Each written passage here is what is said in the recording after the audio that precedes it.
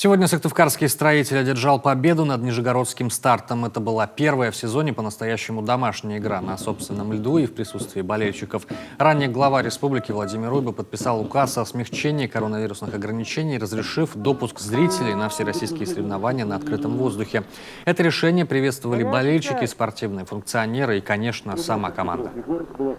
Сегодня уровень праздника. Рады, что глава решил. Мы готовы болеть всеми силами. Я пришел, чтобы поболеть за свою родную, любимую команду. То, что мороз, по-моему, нам это не помеха, поболеть за любимую команду. Вперед, строитель! Мы с тобой! А поддержка строителю оказалась весьма кстати. К 6-й минуте матча сыктывкарцы горели 0-1. Спустя 4 минуты поправили положение. Это Виктор Фомичев восстановил равенство. Вязкая борьба в 30-градусный мороз на каждом клочке поля. Гости ведут отчаянную борьбу за попадание в зону плей-офф, и опускать клюшки были совершенно не намерены. Однако во втором тайме сыктывкарцы склонили чашу весов на свою сторону. Денис Лапшин забивает на 51-й минуте, а на 68-й делает дубль 3-1.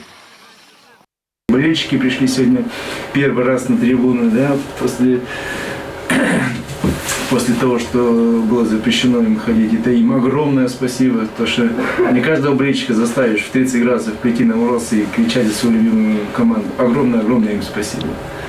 А по игре, я говорю, нам повезло больше. Строитель сохраняет 5-е место в турнирной таблице Суперлиги России. Следующий матч пройдет также на домашней арене. 17 января принимаем Ульяновскую «Волгу».